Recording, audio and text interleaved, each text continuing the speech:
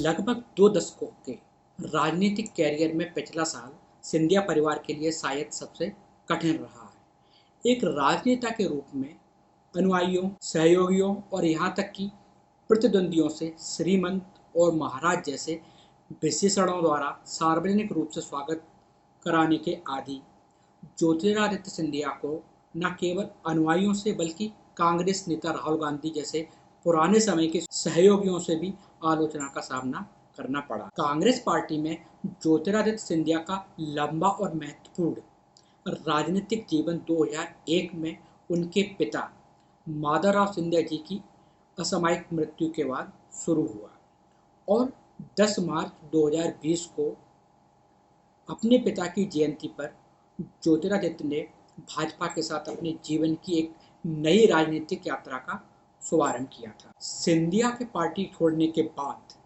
मध्य प्रदेश में कमलनाथ के नेतृत्व वाली कांग्रेस की सरकार गिर गई थी और शिवराज सिंह फिर से मुख्यमंत्री बन गए थे। पिछले करीब 1.25 साल से इंतजार के बाद ज्योतिरादित्य सिंधिया को अब उनका इनाम मिला है और उन्हें मोदी कैबिनेट में शामिल किया गया है। उनको नागरिक उड्डयन मंत्री सिविल एविएशन मिनिस्ट्री की जिम्मेदारी दी गई है। दिलचस्प बात यह है कि इस मंत्रालय की जिम्मेदारी कभी ज्योतिरादित्य सिंधिया के पिता माधवराव सिंधिया जी के पास भी थी। तो बात करते हैं साल 1991 की, जब पीवी नरसिंह राव की सरकार में माधवराव सिंधिया नागरिक उड्डयन मंत्री बने थे। वह समय था जब भारत को दुनिया के बाजार के लिए खोला गया था। भारतीय आसमान पर सरकार के एकाधिकार को समाप्त करने और इसे निजी प्रतिस्पर्धियों के लिए खोल दिया गया था।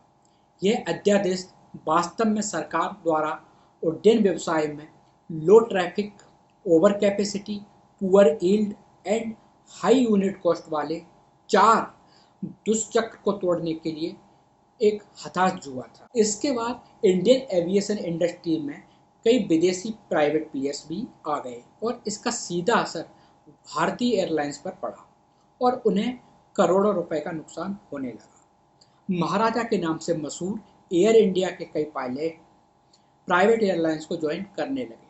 कम से कम 105 पायलट या उससे आधे फ्लाइंग क्रू भारत या विदेश में निजी एयरलाइंसों में शामिल हो गए थे। ऐसे समय में सिंधिया को इंडियन एयरलाइंस के कर्मचारियों द्वारा आंदोलन के ट्रिब्यूलेंट पीरियड का सामना करना पड़ा था और कार्यबलों को अनुशासित करने की रणनीति के हिस्से के रूप में उन्होंने रूस से कई विमान किराए पर लिए। हालांकि साल भर बाद ही एक रूसी विमान के दुर्घटनाग्रस्त हो जाने की नैतिक जिम्मेदारी लेते हुए उन्होंने अपने पद को छोड़ दिया, जबकि इस घटना में किसी की भी जान नहीं गई थी। माधवराव सिंधिया की मृत्यु भी एक विमान दुर्घटना में 30 सितंबर 2001 को उत्तर प्रदेश के मैनपुरी जिले के बाहरी इलाके में हुई थी।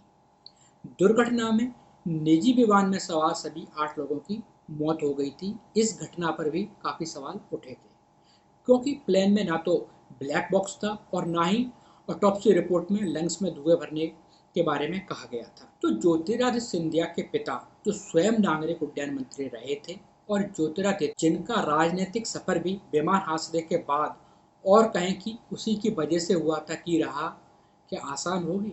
कोरोना की वजह से एविएशन इंडस्ट्री काफ़ी प्रभावित हुई है। आने वाला साल देश में एविएशन इंडस्ट्री की सेहत के लिए अहम साबित होने वाला है। ऐसे में क्या ज्योतिरादित्य सिंधिया अपने पिता जैसा जादू दिखा पाएंगे? उनके पिता ने एयर इंडिया को बचाने की काफ़ी कोशिश की थी और अब ज्योतिरादित्य पर उसी एयर इंडिया को बेचने की जिम्मेदारी होगी। एयर इंडिया वो महाराज हैं जो 2007 से ही घाटे में चल रहे हैं।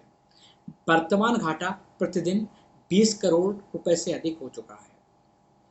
2017 के बाद से सरकार संभावित निवेशकों को लुभाने वाले पैकेज सौदों का आविष्कार करने की कोशिश कर रही है, लेकिन किसी भी निजी फर्म ने कर्ज में डूबे महाराज को खरीदने में कोई दिलचस्पी नहीं दिखाई है। 2020 में एयर इंडिया को बेचने के लिए बिड फिर से जारी हो गई है और Tata sons private limited, Tata समूह की जो होल्डिंग कंपनी है, और Ajay Singh SpiceJet promoter, 2 अंतिम दावेदारों को शॉर्टलिस्ट किया गया है।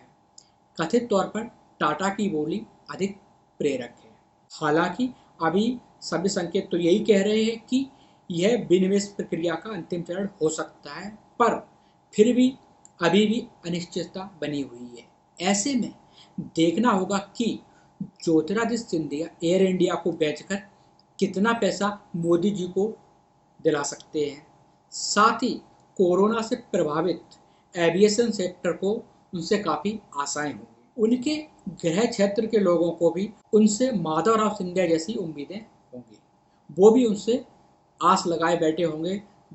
वो उनमें माधवराव सिंधिया की छवि देख रहे होंगे, जिन्होंने भारत में तेज गति से ट्रेन को दौड़ाने की शुरुआत की थी और दिल्ली से ग्वालियर तक शताब्दी एक्सप्रेस ट्रेन को चलवाकर दिखाया था। यह मालनपुर और बामोर जैसे औद्योगिक क्षेत्रों का विकास किया था। आने वाले 3 साल ज्योतिरादित्य सिंधिया के अगले राजनीतिक सफर की दिशा तय करेंगे। और हाँ, अब ये भी देखना होगा कि कैसे वो अपने पुराने मित्र राहुल जी से बयानबाजी में युद्ध लड़ते हैं, क्योंकि सरकार में रहकर राहुल जी के वीकली ट्विटर क्वेश्चंस के आंसर देना इतना आसान नहीं होगा। Please subscribe to the channel and also click the bell icon to get notifications.